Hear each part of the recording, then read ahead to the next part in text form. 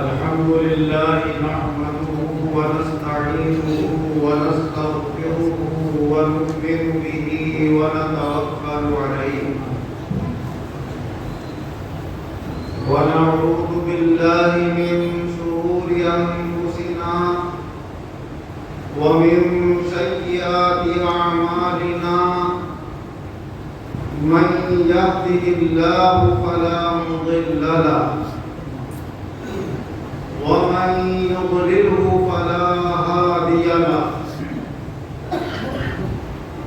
ونشهد أن لا إله إلا الله وحده لا شريك له ونشهد أن سيدنا ومولانا محمدا عبده ورسوله صلى الله عليه وعلى آله وأصحابه أجمعين وأولياء أمته أجمعين أما بعد فأعوذ بالله من الشيطان الرجيم بسم الله الرحمن الرحيم ليس كمثله شيء وهو السميع البصير صدق الله العظيم. حضرات کرام، خطبہ مسنونہ کے بعد قرآن عظیم کا جو حصہ تلاوت کیا، اس میں اللہ تبارک و تعالی اپنے صفات عالیہ بیان فرما رہا. وہ فرماتا ہے کہ اللہ کی ذات وہ ہے جس جیسا کوئی اور نہیں. وہ ہر وقت سن رہا ہے، ہر وقت دے رہا ہے.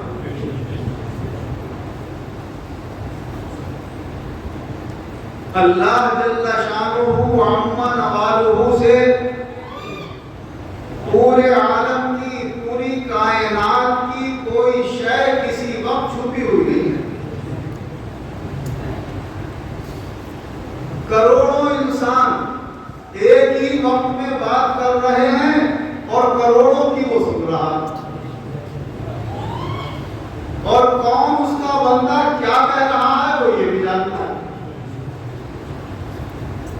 چاہے وہ عربی میں بول رہا ہو، چاہے فارسی میں بول رہا ہو، چاہے سنسکرت میں بول رہا ہو، چاہے انگریزی میں بول رہا ہو، چاہے ہندی میں بول رہا ہو، چاہے اردو میں بول رہا ہو، سب کی زبانیں جانتا ہے. اور پھر انسان کیا، جتنے حیوان ہیں، جتنے پرندے ہیں، جتنی دریاؤں کی مچھلیاں ہیں، جتنے کیڑے مکوڑے ہیں، ہر ایک کی بولی کو سمجھتا ہے. کتنی اس کی عظیم قدرت، کیسی اس کی رسائی ہے. اور بولی کیا، اگر دل میں خیال ہو کر گزرے تو اسے خبر ہے کہ کس کے دل میں کیا خیال ہو کر گزر رہا. حضور صلی اللہ علیہ وسلم ارشاد فرماتے ہیں کہ تم اپنے کمرے میں لحاف کے اندر لیٹے ہوئے ہو، کمرہ بند کر دو، ساری لائٹیں بند کر دو، اندھیرا کر دو، اللہ کو پھر بھی خبر ہے تم اپنے لحافوں میں کیا کر رہے ہو، کس حال میں. کوئی چیز اس سے چھپی ہوئی نہیں. جب ہم نے اللہ کی اس عالی صفت پر نظر کر لی کہ وہ سن بھی رہا ہے، دیکھ بھی رہا ہے، تو پھر بندے کو یہ چاہیے کہ جس طرح انسانوں کے سامنے رہتے ہوئے اسے غلط بات کہتے ہوئے شرم محسوس ہوتی ہے، کچھ ناجائز اور گندی حرکت کرتے ہوئے شرم محسوس ہوتی ہے. کیوں؟ اسے یہ پتا ہے یہ لوگ مجھے دیکھ رہے ہیں، اگر میں ایسا کروں گا تو ان کی نظروں میں بے عزت ہو جائے گا، اگر میں ایسا کہوں گا تو میری شان کیا رہے گی ان کی نظر میں، میری کیا عزت رہے گی.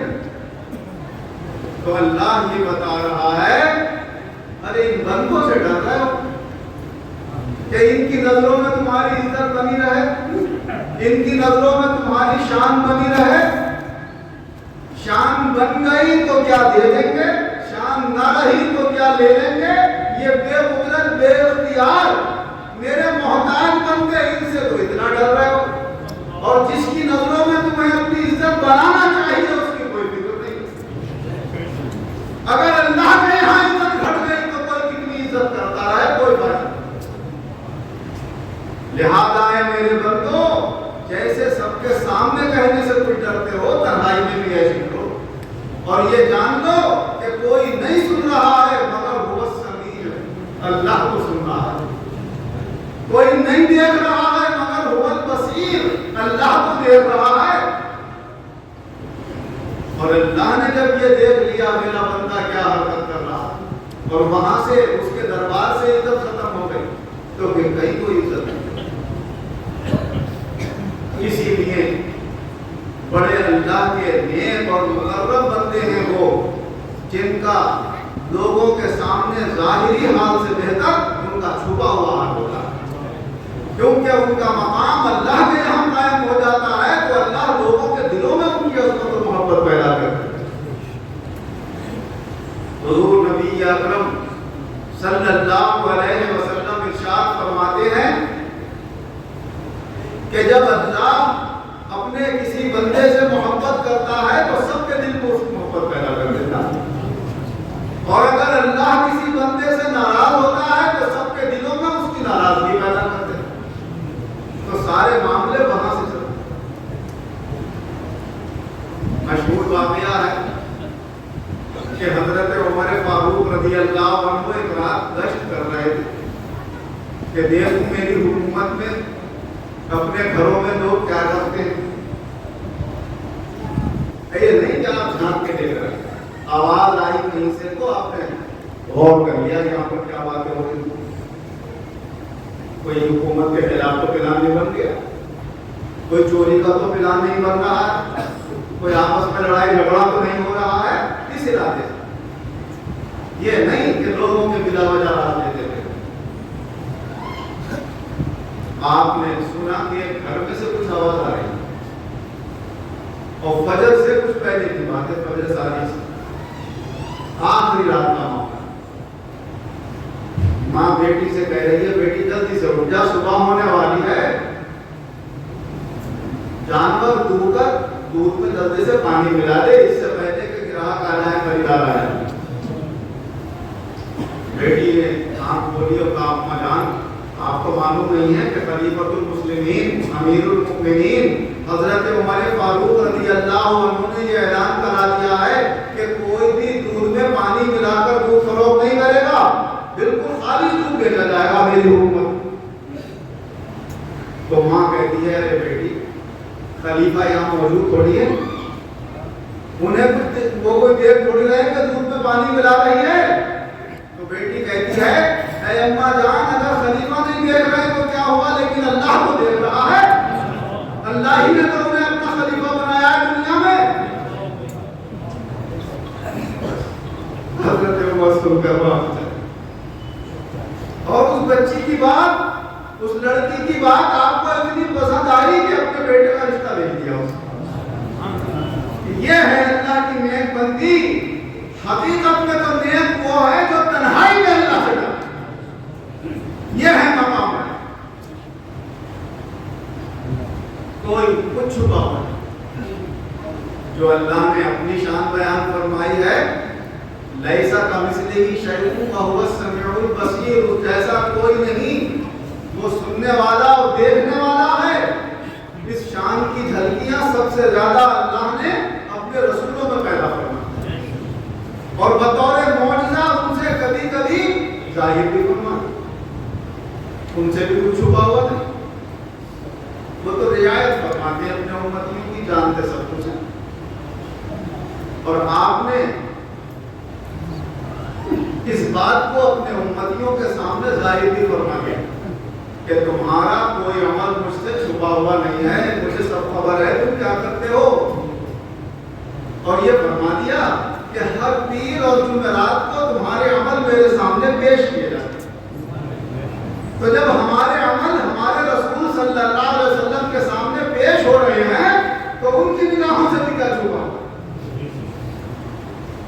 اسی لیے اللہ سے جب چھپا نہیں ہے، وہ جانتا ہے کہ میرا کون سا بندہ میری رحمتوں، میری نعمتوں، عزت و وقار کا حقدار ہے، تو وہاں سے اس کی عطا چلتی ہے اور وہ آتی ہے رسول صلی اللہ علیہ وسلم کے دربار میں اور پھر حضور کے دربار سے تقسیم ہوتی ہے۔ تو حضور کو یہ نشانی بتا دی جاتی ہے کہ یہ اس نعمت کا حقدار ہے اور یہ اس نعمت کا حقدار ہے، وہ اس کے حق کے مطابق ان کے مرتبے اور مقام رسول اکرم صلی اللہ علیہ وسلم کے دربار سے بتائے جاتے ہیں۔ فرشتے تو ایک سبب ہے، وہ چاہیں تو اپنی قبر انور سے لیٹے لیٹے پورے عالم کا جہاں کا چاہے نظارہ فرما لے، یہ اللہ نے انہیں قوت عطا فرمائی۔ کیوں؟ نبی مردہ تھوڑی، نبی تو زندہ ہے۔ ان النبی حی لا یموت، بے شک اللہ کا نبی حی ہے، اللہ کا نبی کبھی مرتا نہیں۔ اور جب حی ہے تو آپ نے ظاہری حیات میں کیا کیا دیکھا؟ جب آپ سفر معراج سے واپس تشریف لائے تو فرماتے ہیں میں کعبے کے قریب بیٹھا ہوا تھا حدیم میں، اور کچھ عرب کے مشرکین سردار میرے پاس آ گئے اور آ کر کہنے لگے سنا ہے آپ معراج میں تشریف لے گئے، بیت المقدس تشریف لے گئے، آسمانوں میں تشریف لے گئے، کیا آپ بتا سکتے ہیں کہ بیت المقدس فلسطین میں اس مسجد میں کون سا در کہاں پر ہے، تو کون سی سیڑھیاں کہاں پر ہے، کون سا دروازہ کدھر ہے؟ حضور صلی اللہ علیہ وسلم فرماتے ہیں کہ میرے ذہن میں نہیں تھی یہ بات، آدمی کہیں جاتا ہے تو یہ کتنے گھڑ جاتا ہے دروازے کتنے ہیں، در کتنے ہیں، سیڑھیاں کتنی ہیں۔ فرماتے ہیں اللہ کا کرم ہوا، جیسے ہی انہوں نے مجھ سے یہ پوچھا اللہ نے بیت المقدس میرے سامنے کر دیا، میں دیکھتا جا رہا تھا اور انہیں بتاتا جا رہا تھا۔ تو کہاں بیت المقدس، کہاں مکہ مکرمہ، جب اللہ نے وہاں سامنے کر دیا تو اللہ نے یہ دکھا دیا کہ ہم اپنے رسول صلی اللہ علیہ وسلم کے سامنے کائنات کی جہاں کی چیز چاہے سامنے کر سکتے ہیں اور آپ دیکھ سکتے ہیں۔ اسی طرح حضور نبی اکرم صلی اللہ علیہ وسلم نماز ادا فرمائے، جماعت ہو رہی ہے، آپ نے نماز پڑھائی، بھائی بات میں ڈال دینا تو یہ پھولوں سے زیادہ یہ رحمت کے جو پھول ہیں نا یہ بہت، یہ تو چند گھنٹوں کو اٹھا جائیں گے، لیکن یہ پھول اگر کسی کے دل میں بیٹھ گیا تو یہ ہمیشہ ہرا رہے اور دونوں جہان کا کام ہے۔ حضور نبی اکرم درود پاک پڑھ لیجیے، اللہم صلی علی سیدنا و مولانا محمد و علی آل سیدنا و مولانا محمد وبارک وسلم۔ حضور صلی اللہ علیہ وسلم نے نماز پڑھائی اور سلام پھیر کر ایک شخص سے فرمایا رکوع سجدے ٹھیک سے کیا کر، جیسے اپنے آگے کا دیکھ لیتا ویسے ہی اپنے پیچھے کا بھی دیکھ لیتا۔ تو وہاں سامنے ہونا تو دور کی بات، پیچھے ہو تب دیکھ لے، سامنے ہو تب دیکھ لے، دائیں ہو تب دیکھ لے، بائیں ہو تب دیکھ لے، وہاں تو کسی طرف سے کچھ چھپا ہوا ہی نہیں۔ اللہ کا فضل و کرم صرف یہیں تک انتہا نہیں رکھتا ہے کہ کسی نبی کو دیا اور اس کے پاس کچھ نہیں رہا، اس نے تو جن کو دیا انہیں اجازت دے دی، اب یہ میرا فضل و کرم جسے چاہیں آپ تقسیم کرنا۔ حضور نبی اکرم صلی اللہ علیہ وسلم کے واسطے سے صحابہ رضی اللہ عنہ کو حاصل ہوا، صحابہ رضی اللہ عنہ کے واسطے سے سلسلہ بسلسلہ اولیاء کرام کو حاصل ہوا۔ حضرت عمر فاروق رضی اللہ تعالی عنہ مسجد نبوی کے منبر پر کھڑے ہوئے تقریر فرما رہے اور تقریر کرتے کرتے فرماتے ہیں یا ساریہ الجبل، ساریہ ذرا پہاڑ کی طرف متوجہ ہو۔ خطبے میں کوئی اس کی ضرورت نہیں تھی، عربی زبان جاننے والے سارے مقتدی بیٹھے ہوئے تھے، تعجب میں ہو گئے کہ ساریہ ایک لشکر کے فوجی افسر ہیں اور وہ لشکر یہاں سے نامعلوم سینکڑوں کلومیٹر دور ہے، وہاں پر وہ جنگلوں میں گئے، ساریہ تو یہاں موجود بھی نہیں ہے اور یہاں حضرت عمر ساریہ میں آواز دے رہے، مدینہ منورہ میں کھڑے ہوئے، تعجب ہو گیا مگر کسی کی ہمت نہیں ہوئی۔ حضرت عمر کا جب وہاں نہاول میں جب مکمل ہو گئی اور حضرت ساریہ اپنی فوج لے کر واپس آئے تو لوگ گئے ان کے پاس. بھائی جمعہ کا دن فلاں وقت تھا, حضرت عمر نے ایسے ایسی آواز دی تھی تو تم تو وہاں پر تھے. کہا مجھے حضرت عمر کی آواز پہنچی تو میں نے سنی. ہم دشمن کے نلے میں گھرے ہوئے تھے, ان قریب وہ دشمن ہمارے اوپر حملہ آور ہوتا اور ہم شکست خوردہ ہو جاتے, جل آ جاتے. تو ہمیں جب یہ آواز آئی پہاڑ کی طرف تو ہم نے اپنی پشتیں اپنی کمریں پہاڑ سے لگا اور پیچھے پہاڑ, ادھر سے دشمن کے آنے کا خطرہ ختم ہو گیا.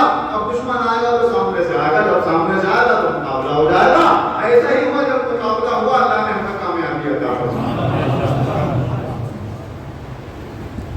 حضرت عمر کا یہاں کھڑے ہو کر اس کا نظارہ کرنا جنگ کا, اور یہ حال دیکھ لینا کہ میری فوج کس حالت میں ہے اور یہیں سے اس کی تربیت کر دینا, اور پھر حضرت عمر کی آواز ان صحابی رسول کو پہنچ جانا, یہ کس کے صدقے میں ہے؟ سب رسول اکرم صلی اللہ علیہ وسلم جہاں تک چاہیں ان کی آواز پہنچ جائے, جہاں تک چاہیں نگاہیں پہنچ جائیں, جہاں تک چاہیں ان کے کان وہاں کی بات سنیں. یہ نعمت اسی طرح منتقل ہوتی ہوئی سلسلہ بسلسلہ پہنچی ہمارے سالار رامپور حضرت سیدنا حافظ شاہ جماعت اللہ صاحب رحمۃ اللہ علیہ. آپ سے بھی کوئی دھگا چھپا نہیں, یہاں کون آیا ہے, کون بیٹھا ہے, کون شہید ہوا ہے, وہاں سب خبر. کس عقیدت و محبت سے آیا ہے انہیں سب معلوم ہے, اور جیسی جس کی عقیدت و محبت, جیسا جس کا جوش اور جذبہ, ویسی وہاں سے عطائیں اور نعمت. میاں بادشاہ صاحب کا میں نے واقعہ سنایا, بہت بڑے عالم دین تھے رامپور میں میاں بادشاہ صاحب. وہ بہت سارے اللہ والوں کے پاس گئے اور وہ یہ چاہتے تھے کہ کوئی اللہ کا ولی مجھے ایسا مل جائے کہ جس کی ایک توجہ اور ایک نظر عنایت میرے اندر کیفیت تاری ہو, میرا ایک بال کم سے کم اس کی توجہ سے کھڑا ہو جائے. کہتے نا کہ اللہ والا وہ ہوتا ہے جسے دیکھ کر اللہ یاد آئے. تو میں سمجھ لوں گا آپ سے کہ یہ اللہ والا ہے, میں اس سے بیعت ہو جاؤں گا. اور مانتے تھے میں بہت پیروں کا نام سن کے ان کے یہاں گیا, مگر کبھی کوئی میرا ایک بال بھی کھڑا نہیں. تو میں نے جب اپنی آخری عمر میں چرچا سنا حضرت سیدنا حافظ شاہ جماعت اللہ صاحب رحمۃ اللہ علیہ کا, تو میرے دل میں یہ خیال آیا چلو ان کو بھی دیکھ, کس پیر سے بھی ملاقات کرتے ہیں, ہو سکتا ہے ان کی توجہ سے ہمارا کام ہو جائے. تو اس وقت حضرت سیدنا حافظ شاہ جماعت اللہ صاحب رحمۃ اللہ علیہ عصر کے بعد جو مسجد ہے آپ کے مزار مبارک کے قریب, اس میں آپ جلوہ ہوتے تھے بیٹھے اور آنے والوں کی فریادیں سنا کرتے تھے, وظائف پڑھا کرتے تھے, لوگوں کو واعظ و نصیحت فرماتے تھے. ان کا کام اللہ کے بندوں کو اللہ کے قریب کرنا تھا. یہ نہیں کہ بس ولی بندہ ہے تو خالی کرامتیں دکھا رہے ہیں, باقی کرامتوں کے ساتھ ساتھ اصل مقصد اللہ کے بندوں کو اللہ کے قریب لانا. اللہ تو ہر وقت ہمارے قریب ہے, ہمیں اللہ کے قریب ہونا ہے. وَنَحْنُ أَقْرَبُ إِلَيْهِ مِنْ حَبْلِ الْوَرِيدِ, اللہ فرماتا میں تو اپنے بندے کے اس کی رگے جان سے بھی زیادہ قریب ہوں. مگر بندہ تو بھاگا جا رہا ہے, بندے تو آ جا میرے قریب. اس کو قریب کرنے کے بعض و نصیحت ہوتی ہے اللہ والوں, روحانی توجہ ہوتی ہے اللہ والوں, اور ان کی نظر عنایت سے قرب خداوندی حاصل ہوتا ہے. نہ کتابوں سے نہ تاریخ کے وہ در سے پیدا علم ہوتا ہے, بزرگوں کی نظر سے پیدا. جس کو یہ بنانے کا ارادہ کر لیتے ہیں وہ بنتا ہے, نہ محنت سے, نہ کوشش سے, نہ کسی اور چیز سے. چنانچہ میاں بادشاہ صاحب پہنچ گئے حافظ صاحب رحمۃ اللہ علیہ کی طرف. حضرت نے مت کو چھپا ہوئی نہیں سکا, اس نے ہی شاید بہت سمجھو کی آواز نہیں, جو دل کی آواز نکل رہی ہے اسے بھی جان لے. ان کے دل کی آواز یہ نکل رہی تھی کہ دیکھیں گے ہم کیسا بھی. کس ارادے سے آئے ہو, جاؤ وہ سامنے بچہ کھیل رہا ہے اسے بلا کے لاؤ. ایک بچہ کھیل سے بلا کے لایا. کہا بیٹے انہیں کمرے میں لے جا کر ذرا ان پہ توجہ ڈال.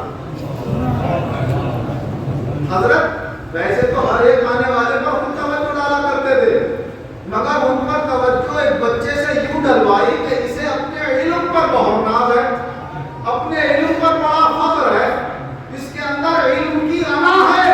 جب تک یہ انا نہیں توڑی جائے گی یہ تم کو خدا بندی حاصل نہیں کر سکتا، اور اس کی انا جب ٹوٹے گی ایک چھوٹا سا بچہ اس کے اندر حرکت پیدا کر دے گا.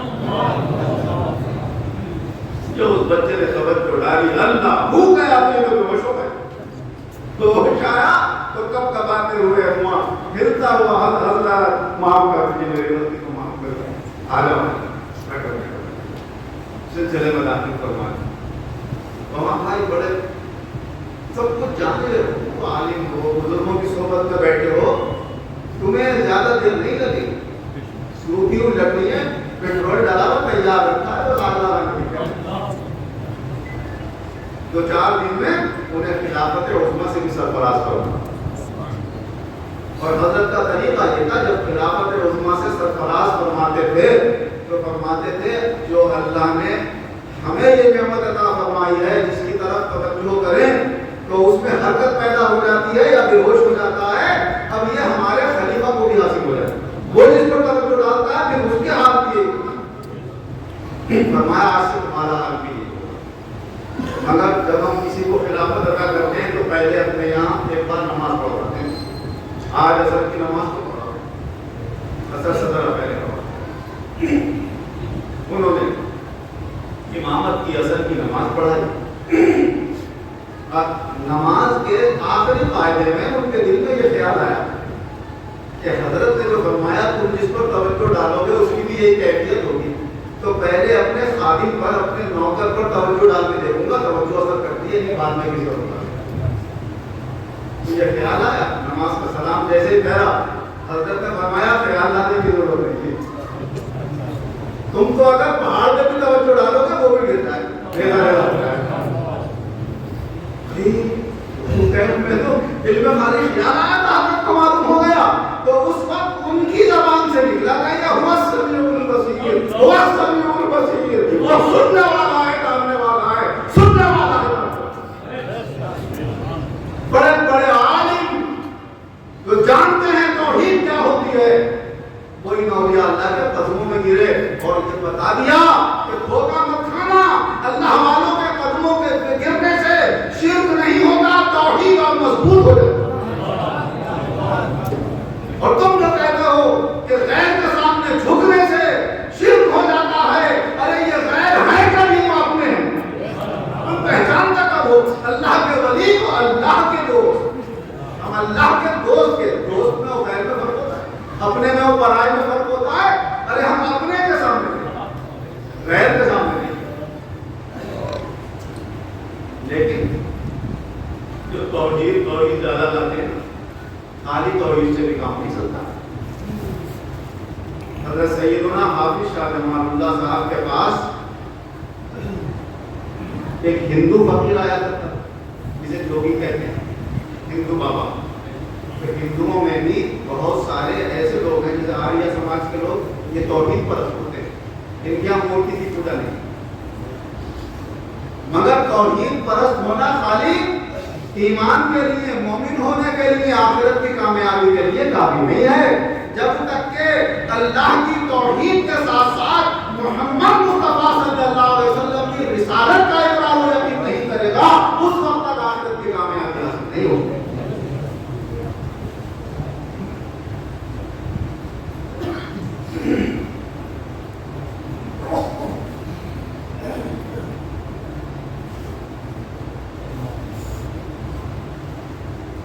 جو سامایت کھولنا ڈالے یہاں پر پہلے سننے کے بعد آخری مجھے کھول ڈالتے ہیں.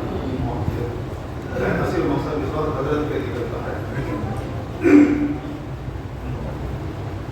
تو حضرت سیدنا حافظ شاہ جمال اللہ صاحب رحمۃ اللہ علیہ کی عظمت و شان کا اقرار ہر مذہب کا جو سچا فقیر ہوتا تھا اپنے مذہب کے اعتبار سے وہ پہچانتا تھا کہ یہ اللہ کے بہت بڑے کامیاب ہیں. تو ایک ہندو فقیر بھی آیا کرتا تھا جو کیا، اور وہ اپنے مذہب کے اعتبار سے اتنا مجاہدہ، چلے اور ریاضتیں اور محنتیں کیا کرتا تھا کہ 6 مہینے تک زمین کے اندر رہتا تھا، 6 مہینے زمین کے باہر رہتا تھا، اور جب تک وہ زمین کے اندر رہتا تھا تو ایک قبر کی طرح اس میں جا کر قبر کو پٹوا دیا کرتا تھا، 6 مہینے تک نہ کھاتا تھا نہ پیتا تھا، اتنا محنت کرنے والا۔ اور جب نکل کے باہر آتا تھا اور ذرا کچھ طاقت ہمت آ جایا کرتی تھی تو ایک بار حافظ صاحب رحمۃ اللہ علیہ سے ملاقات کرنے کو بلایا کرتا تھا، اور جب آتا تھا کہتا تھا حضرت کڑے وقت میں میرا خیال رکھنا، مشکل وقت میں میرے کام آ جانا۔ اچھا آ جائے۔ اب جب وہ چلا گیا تو حضرت ایک دن سوچنے لگے کہ اگر مشکل وقت سے اس کی مراد یہ ہوئی کہ جب آخرت میں اللہ کے سامنے حاضری ہو اور میرے لیے خدا نہ خواستہ دوزخ میں جانے کا حکم ہو جائے تو وہ بڑا مشکل وقت ہوگا میرے کام آ جانا، جنت میں لے جانا اپنے ساتھ، تو یہ رسالت کا تو قائل نہیں، محمد صلی اللہ علیہ وسلم پر تو ایمان نہیں ہے، چاہے اللہ کو کون مانتا، تو بغیر حضور پر ایمان لائے جنت میں تو جائے گا نہیں، تو ہم نے تو وعدہ کر لیا، اب کیا ہوگا؟ حضرت سوچنے پڑا۔ پھر اس کا وہ زمانہ آ گیا جب اسے قبر میں جانا تھا، اس کے چہرے گنگا کے کنارے وہ رہا کرتا تھا، چہرے تھے بہت سارے، قبر میں کھدوا کے اپنے آپ کو دفن کرا لیا کرتا تھا اور چہرے بیٹھے ہوتے تھے باہر۔ اتفاق سے گنگا نے اپنا کنارہ کاٹنا شروع کیا اور کاٹتے کاٹتے گنگا کا پانی اس کی قبر میں آ گیا اور وہ کچھ کھڑے ہو گئے اس طرح سے دفن کرا، وہ پانی اس کے سینے تک آ چکا تھا، اور وہ سمیع البصیر، وہ تو سننے والے ہیں دیکھنے والے ہیں۔ حضرت رامپور میں ہیں تو گنگا کے کنارے بیٹھا ہوا، گنگا کے کنارے وہ بھی زمین کے اندر تو بنے، حضرت نے یہیں سے نظارہ فرما لیا کہ پانی یہاں تک اپنے ایک مرید کو بھیجا، 2 مریدوں کو بھیجا کہ جاؤ جلدی سے اور گنگا کے پورا کنارے سے یوں چلو گے، ایسے جاؤ گے، وہاں پر دیکھنا کچھ فوجی بیٹھے ہوں گے، ان سے کہنا کہ اپنے گرو کو نکال لو قبر میں سے، یہ ڈوبنے والا۔ وہ گئے، دونوں تلاش کیا، مل گئی وہ جگہ، اس کے چہروں سے کہا کہ بھائی اپنے گرو کو نکال لو، کیوں نکال تو 6 مہینے میں نکالتے ہیں ہم تو، ابھی تو 6 مہینے نہیں ہوئے، کچھ دن باقی ہیں۔ تو انہوں نے بتایا کہ ہمیں حافظ شاہ جمال اللہ صاحب نے بھیجا، حافظ صاحب کو وہ بھی جانتے تھے کہ ہمارے گرو ان کا بڑا احترام ہے۔ جب حافظ صاحب کا نام سنا تو کہنے لگے آپ کو پتہ کوئی نہ کوئی بات ہو۔ جب انہوں نے بھیجا خبر کھودی، نکالا، دیکھا کہ سینے تک پانی آ چکا تھا، اگر ایک آدمی اور نہیں نکالتے تو ڈوب کے ختم ہو جاتا۔ جب اسے نکالتے تھے تو جان نہیں ہوتی تھی اس کے بعد، نہ ہل سکتا تھا، نہ ڈوب سکتا تھا، نہ کھڑا ہے، نہ پیا، اتنے نہیں ہوتے تو ہوتا ہی تھا۔ تو پہلے بڑی مشکل سے اسے روئیوں میں لپیٹتے تھے، پھر روئی کے کھوئے سے اس کے منہ میں تھوڑا تھوڑا قطرہ قطرہ ڈالتے تھے تو اس میں حرکت آتی تھی، اور کئی دن میں آنے کے بعد اس میں طاقت آتی۔ جب ذرا اسے ہوش آیا تو سب سے پہلے اس نے یہی کیا 6 مہینے پورے ہو گئے؟ نہیں 6 مہینے تو پورے نہیں ہوتا، کیوں نکال لیا ابھی تجھے؟ کہ حافظ صاحب رحمۃ اللہ علیہ نے بھیجا تھا اور آپ کے پانی یہاں تک آ چکا تھا، اگر ہم نہیں نکالتے تو آپ ڈوب جاتے۔ ارے حافظ صاحب نے اپنا وعدہ کیا، میرا یہ مقصد تو تھا، میرا مقصد تو کچھ اور۔ روتا بلبلاتا جب طاقت آئی، ذرا آیا، حافظ صاحب کی خدمت میں حاضر ہوا اور عرض کرنے لگا حضرت میں جو کہتا تھا کڑے وقت میں میرے کام آنا، تو میرا اس سے یہ مقصد کب تھا، آپ نے تو یہی دنیا میں میرا وعدہ پورا کر دیا، اب میں تیرا ارادہ کیا تھا؟ کہ میرا ارادہ تو یہ تھا کہ آخرت سے میرے کام آ جانا، قبر میں میرے کام آ جانا، وہاں کے عذاب سے مجھے بچانا۔ تو حافظ صاحب رحمۃ اللہ علیہ نے فرمایا کہ بھائی وہاں کی کامیابی کا دار و مدار صرف لا الہ الا اللہ کا نہیں ہے، اور تو صرف لا الہ الا اللہ کا قائل، اس کا دار و مدار تو محمد رسول اللہ ہے۔ جب تک محمد رسول اللہ کا اقرار و یقین نہیں کرے گا آخرت کامیاب نہیں ہوگی۔ تو کہنے لگا حضرت پھر دیر کس بات کی ہے؟ ہاتھوں میں ہاتھ دیا اور کہنے لگا لا الہ الا اللہ محمد رسول اللہ۔ یہ شان حافظ شاہ جمال اللہ صاحب، عجیب شان، ایسی شان والے بزرگ بڑی مشکل سے پیدا۔ یہ تو خوش نصیب ہے رامپور والے، یہ 2 ہستیاں ایسی بھیج دی، حافظ شاہ جمال اللہ صاحب رحمۃ اللہ علیہ اور آپ کے خلیفہ اعظم مرید خاص حضرت سیدنا فیض بخش شاہ درگاہی محبوب الہی رحمۃ اللہ علیہ کہ حضرت نے توجہ فرمائی تو محبوب الہی بنا دیا۔ اور دونوں مادرزاد ولی حضرت بھی پیدا ہوئے ہیں تو ولایت والی کیفیت ظاہر کیا، اور حافظ صاحب رحمۃ اللہ علیہ بھی پیدا ہوئے ہیں تو ولایت والی شان کی۔ جس وقت اپنی ماں کا دودھ پی رہے تھے حافظ صاحب رحمۃ اللہ علیہ، تو اس وقت خود حضرت علی کرم اللہ وجہہ کی روح انور تشریف لائی تھی اور آپ کو بچپن میں ہی دین کی باتیں سکھائی دودھ پینے کا۔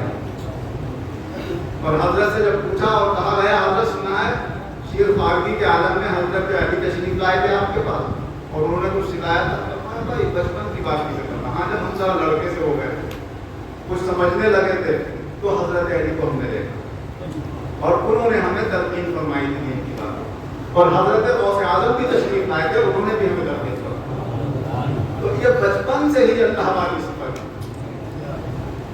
لوگ بہت فرق ہوتا ہے، ایک بالکل سادہ کام اس پر کوئی چیز بناؤ گے تو صاف ستھری چھپ جائے گی، اور ایک پہلے سے لکھا ہوا تھا اس کو مٹایا گیا، پھر مٹا کے پھر اپنے مقصد کا اس پہ لکھا گیا، تو جو پہلے مٹا تھا اس کے کچھ نہ کچھ اثرات رہ جاتے ہیں، وہ صفائی اس میں نہیں ہوتی جو ابتدا سے صفائی کا ہے۔ اسی لیے ایک مرتبہ ہم اپنے پیر و مرشد کے پاس ایک ایسے ہی خیال کے آدمی کو گیا جو کچھ بدعقیدہ بھی سنتے تھے، اللہ والوں کو نہیں مانتے۔ ہمارے پیر و مرشد مولوی ریاض الدین صاحب رحمۃ اللہ علیہ نے نیچے سے اوپر تک کیوں لائے ہو؟ آپ سے ملاقات کرنے کا بہت شوق تھا، آپ کو توجہ ڈالتے تھے، وہ ایک طرف توجہ سے جو پک چکے ہیں اللہ والے کی زبان سے جو بات نکلے پتھر کی لکیر مٹ جائے مگر اس کی بات نہیں، جو باتیں انہوں نے بیان فرما دی ہیں آج تک ویسی ہی ہو نظر آتی ہیں، وہ ویسے ہی ظاہر ہے۔ ہم نے بڑا تعجب ہوا کہ یہ کیا ہوتا ہے کہ پکنا اور کچا ہونا ہم کیا جانے، آتے ہیں لوگ اپنی غلطیوں کا اعتراف کرتے ہیں، معافی ہو جاتی ہے، انہیں کچھ مل جاتا ہے کچھ مقام۔ تو دو طرح کے ہوتے ہیں، تو وہ کہ جو ابھی اتنے پکے نہیں ہوئے ہیں کہ اگر دھویا جائے گا صاف کیا جائے گا تو راہ راست پہ آ جائے، اور ایک بولتے ہیں کہ کتنا ہی دھو کتنا ہی کچھ کرو۔ شیخ صاحب رحمۃ اللہ علیہ فرماتے ہیں میں نے دیکھا کہ ایک شخص ایک بوڑھے کو تربیت دے رہا ہے، اسے قرآن پڑھا رہا ہے، اور قرآن کے حقوق اس سے ادا ہی نہیں ہو رہے، تو میں نے کہا اب ان کو تو کتنا ہی دھو دے اب یہ صاف ہونے والا، اب تو ایسی رہے۔ اس کا اللہ نے مجھے تجربہ بھی دکھا دیا، کچھ زمانے میری اس کی ملاقات بھی، کوئی سال بھر کے یا 2 سال کے بعد راستے میں اپنی پارٹی کے ساتھ آ رہا جماعت والی پارٹی، وہ مجھے روک لیا، حضرت ادھر بھائی آپ کو دین کی بات آپ سے کرنا چاہتے ہیں۔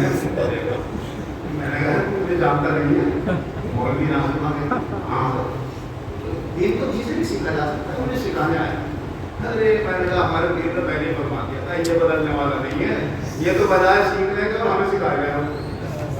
لوگ ہم سے سیکھنے آتے ہیں، وہ ان پڑھ کبھی مدرسے میں داخل نہیں ہوا، کبھی دین نہیں سیکھا، مگر اس پارٹی سے تعلق ہے جو علماء کو بھی سکھانے چل رہے تھے، اور ان کے بھی ایپ نکالتے ہیں تم یہ شرک کر رہے ہو، یہ بدعت کر رہے ہو، تم کیا جانے شرک کیا ہوتی ہے بدعت کیا ہوتی ہے، عالم جانے کا تم جانے کا، یہ تو علماء کا کام ہے، وہ سکھائیں گے۔ شرک کسے کہتے ہیں، بدعت کہتے ہیں، ہم پڑھنا کیا رہا ہوں، اس کا تو سیکھنے کا ہے۔ قرآن پاک میں اور حدیث پاک میں اللہ اور اس کے رسول کا فرمان کیا ہے، سیکھو اور سکھاؤ۔ حضور صلی اللہ علیہ وسلم نے فرمایا خیرکم من تعلم القرآن وعلمہ، تم میں بہترین لوگ وہ ہیں جو قرآن سیکھیں اور دوسروں کو سکھائیں۔ تو پہلی شرط کیا ہے، سیکھیں، اور اس کے بعد ہے سکھائیں۔ یہ نہیں ہے کہ تم میں بہترین لوگ وہ ہیں جو دوسروں کو سکھائیں، جب تک سیکھے گا نہیں سکھائے گا۔ اب وہ کا یہ لگ گیا لوگوں کو سیکھے چاہے نہیں مگر سکھانے نکل پڑو۔ بہرحال یہ وہ جانے ان کا کام جانے، مگر یہ اولیاء اللہ کی نظر کہاں تک دیکھتی ہے، وہ فوراً سمجھ لیتے ہیں، تاڑ لیتے ہیں کہ یہ سمجھنے والا ہے یا نہیں۔ حضرت سیدنا حافظ شاہ جمال اللہ صاحب رحمۃ اللہ علیہ جب ایک مرتبہ اس جنگل کی طرف شکار کے ارادے سے گئے جہاں پر حضرت سیدنا فیض بخش شاہ درگاہی محبوب الہی رحمۃ اللہ علیہ اس جنگل میں رہے تھے، بدائیوں کے قریب بلحق کا جنگل کہتا تھا، تو حضرت فرماتے ہیں کہ ہم بھی منیب نہیں ہوئے دوستوں، اور ہم تلاش میں تھے کہ کوئی کامل اللہ کا ولی مل جائے گا تو ہم اس سے بغیر ہو جائیں جو ہمیں ہماری نظر میں آ جائے. ہمارے ایک میرے ساتھ اور ایک موجود رہتا کہ جب ہم نے یہ سنا کہ یہاں پر ایک مزار شریف بدر الدین صاحب تھا, اس پر حضرت حافظ شاہ جمال اللہ صاحب رحمۃ اللہ علیہ آ کر ٹھہرے ہوتے ہیں, وہاں تشریف لائے, وہ خانقاہ بنی ہوگی وہاں پر ٹھہرے ہوتے ہیں, فقیر تو فقیر کیا ٹھہرتا ہے. کہ جب ہمیں اس کی خبر ملی تو ہم وہ دونوں ایک ایسے مناسب وقت میں کہ حضرت اپنی عبادتوں میں مشغول نہ ہوں, دوسرے کاموں میں, صبح کے وقت ہم دونوں پہنچے اور کہا جب پہلی بار میری نظر حافظ شاہ جمال اللہ صاحب کے چہرہ انور پر پڑی تو دل نے فوراً کہہ دیا جس منزل کی تلاش تھی وہ مل گئی. کعبے پہ پڑی جب پہلی نظر کیا چیز ہے ملی, یہ تو پہلی نظر بتا دیتی ہے کہ یہاں ہے میری نظر. اور اسی وقت کا اثر پھر ہمیشہ کام, بیچ میں وہ اتار چڑھاؤ ہوتے ہیں کوئی بات نہیں, وہ تو پھر ہمیشہ کام. تو آپ اور حاضر خدمت ہوئے حضرت, مجھے بہت دنوں سے کسی اللہ کے بندے کی تلاش تھی, آپ مل گئے, بس آپ کو دیکھ کر میرا دل کہتا ہے کہ میں آپ کا غلام بن جاؤں گا. تو ہم فرماتے حضرت نے جب پہلی توجہ ہمارے اوپر ڈالی تو ہمارے اوپر اثر, یہ بھی اپنے وقت میں بچپن سے اللہ کے ولی تھے تو اونچے پہ تو پھر اونچی توجہ ڈالی جاتی ہے. ایک کچا اینٹ ہے اس کے اوپر ہتھوڑی مارو تو ہلکے سے پیلا نیتا ہو جائے. ایک مضبوط پتھر کا ٹکڑا ہے اس پر مارو تو ذرا زور سے مارنا پڑے گا جب ٹوٹے گا, اور بڑا ہوتا ہے تو کئی چھوٹے مارنا پڑتی ہے جب کہیں جا کے وہ حرکت میں آتا ہے. تو فرماتے ہیں پہلی چوٹ نے اثر نہیں کیا, پھر دوبارہ حضرت اپنا رخ انور میرے سینے کے قریب اور سینے کے قریب لا کر زد ماری, اللہ اللہ جو کہا تو بس میرے اوپر کہہ دیتا ہے. پتہ نہیں فرماتے ہیں کتنی زور کی چوٹ ماری تھی, اس کا اثر 17 سال تک میرے اوپر رہا. 17 سال تک میرے اوپر جذبی اور بے ہوشی کی کیفیت آئی, ایسی بے ہوشی فرمایا یہ پتہ ہی نہیں ہوتا تھا کہ میں پتے کھا رہا ہوں یا کھانا کدھر کو جا رہا ہوں. کسی نے کہا کہ حضرت ہم نے اس زمانے میں یہ دیکھا کہ آپ بڑے بڑے اونچے پیڑوں کو اڑ کے باندھ کر جاتے, اڑ کے باندھ نہیں کرتے تھے.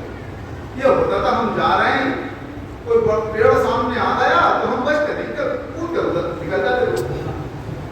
تو یہ کہتے ہیں یہ شاید ہمارے مگر اللہ کا کرم یہ تھا کہ اس بے ہوشی کے زمانے میں, اس 17 سال کی زندگی میں بھی کوئی نماز ہماری قضا نہیں ہوئی. اس بے ہوشی میں جب نماز کا وقت آتا تھا تو نہ جانے کون ہمارے کام میں آ کر کہتا تھا فیض بخش جماعت کی نماز تیار, تو کبھی جماعت سے پڑھ لیتے تھے, جنت میں اکیلے ہوتے تو یہ آواز آتی نماز تیار ہے, ہم نماز پڑھ لیا. کبھی ہماری نماز وقت سے باقی نہیں. اب پھر کچھ زمانے کے بعد حافظ شاہ جمال اللہ صاحب رحمۃ اللہ علیہ کا ادھر سے گزر ہوا تو ہمارے چاہنے والوں میں سے, تعلق والوں میں سے کسی نے درخواست کری حضرت سے, حضرت بڑا کامل اللہ کا ولی لگتا ہے, بہت اونچا فقیر ہے, توجہ فرما دیجیے یہ اس کی بے ہوشی کی کیفیت ختم ہو جائے تاکہ اللہ کی مخلوق کو اس سے فائدہ پہنچے.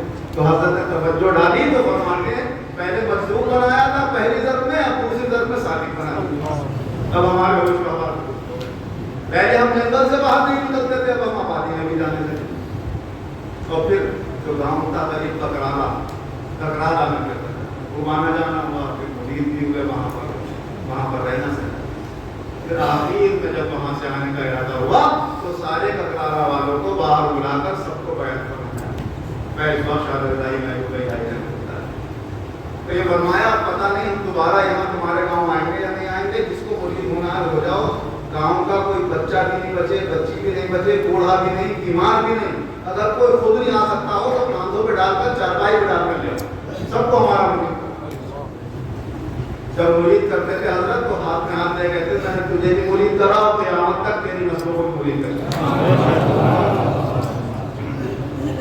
اور پھر فرماتے تھے فقیر کے اس جملے پر شک مت کرنا, تیری نسلیں قیامت تک میری مرید ہو گئی, اور اگر پھر بھی تیرے دل میں کوئی شبہ رہ جائے تو میرے ہی سلسلے کا کوئی کامل مل جائے تو اس سے مرید ہو جانا.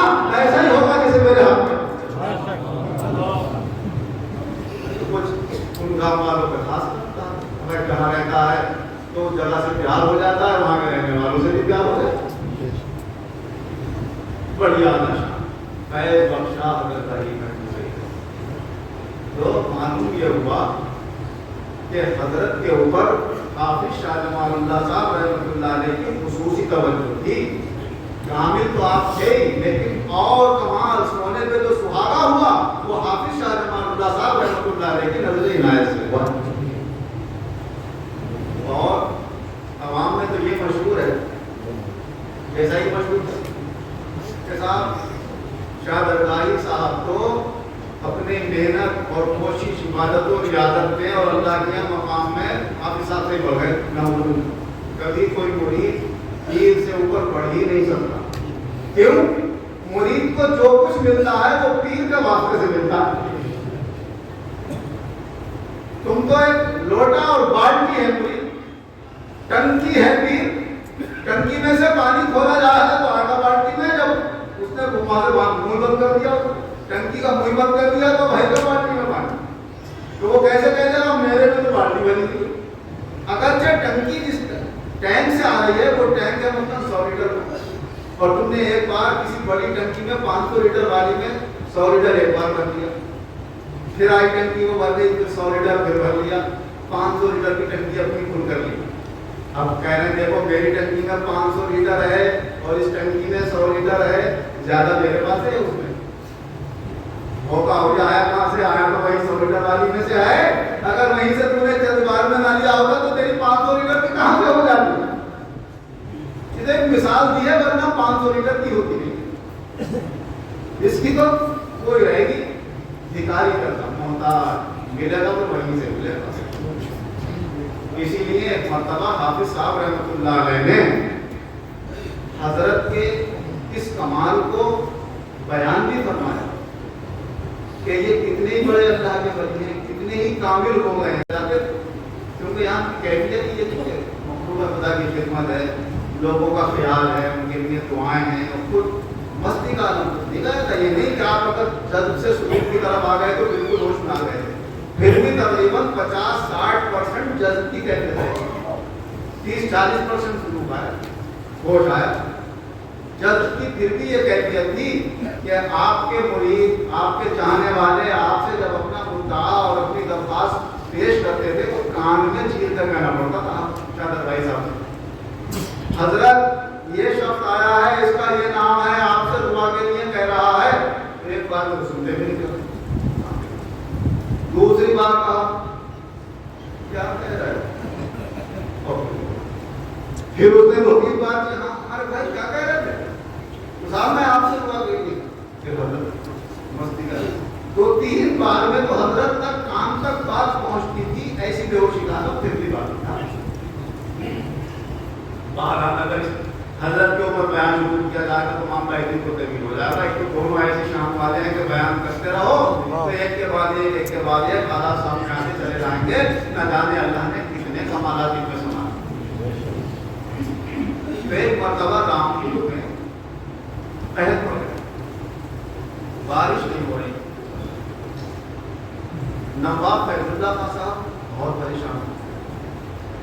نواب کل پہلے ماتا بہت پریشان ہوا اور حافظ صاحب رحمۃ اللہ علیہ سے کہلا کے بھیجا کہ میری حکومت میں لوگ بہت پریشان ہیں، لوگوں کو ان کی بھوک کھا رہی ہے اور مجھے ان کی فکر کھا رہی ہے. آپ اللہ کے کامل والے ہیں، آپ ہی کوئی راستہ نکالیے، اللہ سے دعا کریے، جو بھی کریے بارش کروائیے میرے یہاں. لوگوں کے یہاں اللہ ختم ہو گیا تھا، اپنے جانور ذبح کر کے یہ کیفیت کر رہا. حافظ صاحب رحمۃ اللہ علیہ نے توجہ کی تو دیکھا آسانی سے بارش ہونے والی. اس کے لیے تو کوئی خاص اللہ کا ولی خاص توجہ کرے گا تبھی اللہ تعالیٰ بارش. حضرت کی نظر میں اپنے مرید کی طرف کبھی درگاہی کو لاؤں گا. حضرت سیدنا فیض بخش شاہ درگاہی محبوب الہی رحمۃ اللہ علیہ کو بلایا اور فرمایا کہ اے درگاہی تم ہمیں پہچانتے ہو، ہم تمہیں پہچانتے. اور وہاں یہ جملہ جو فرمایا تمہیں دونوں عالم سے سوائے ہماری ذات کے کچھ اور مقصود نہیں ہے.